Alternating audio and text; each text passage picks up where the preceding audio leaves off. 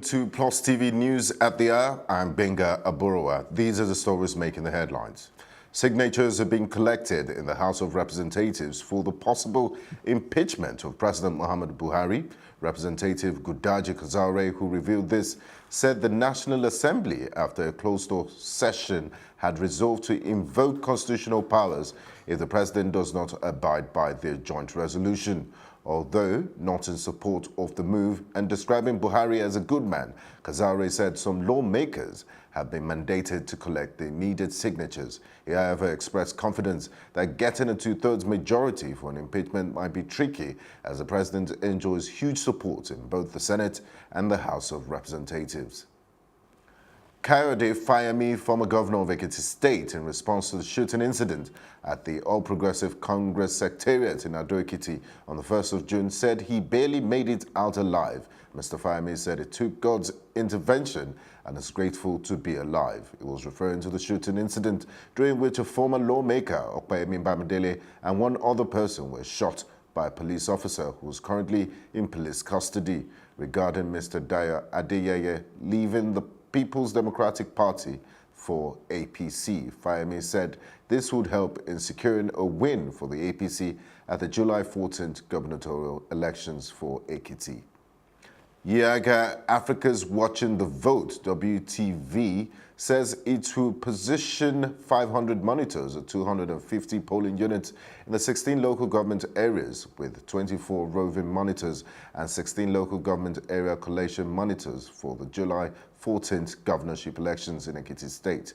Reports say the monitors are currently being recruited in each of the 16 local government areas in Ekiti State. This will be followed by intensive training on election day, monitoring and reporting to Yaga Ekiti State WTV Data Center, which will be located in Ado-Ekiti.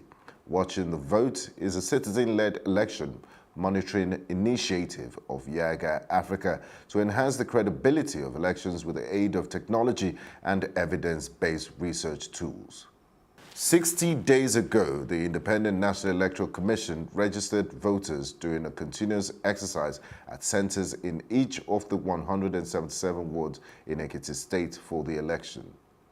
And on the foreign scene, thousands of opposition supporters on Tuesday marched the streets of Zimbabwe's capital demanding for electoral reforms ahead of the July 30 vote, which will be the first of its kind since the ouster of former President Robert Mugabe. Observers noted that Tuesday's demonstration was the largest ever seen in Harare since the massive one in November that led to Mr. Mugabe's eventual departure. Representatives of the demonstrators who spoke at the march warned President Emerson Mnangagwa that they would call for fiercer demonstrations if he tries to steal the election. Mnangagwa, however, has assured of a free, fair and credible election on several occasions while addressing the nation. The president has called on Western observers for the first time in close to 2 decades to monitor the whole electoral process. The West has said in times past that only a free and fair elections would guarantee that sanctions against the country be lifted, as I recall that former elections were marked by allegations of electoral misconduct, fraud and violence. The National Disaster Agency of Guatemala has ordered evacuations from the town of Escuintla as hot fumes and lava poured down the volcano on Tuesday afternoon, sending ash more than 16,000 feet above sea level. Tuesday's evacuations orders led to the panic and traffic jams, even in parts unaffected by the latest incident.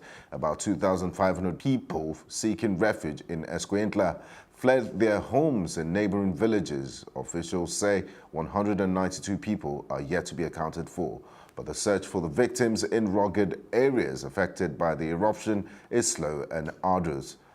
Although warnings were issued, in some communities they came too late. Official reports say 23 of the bodies found so far have been identified.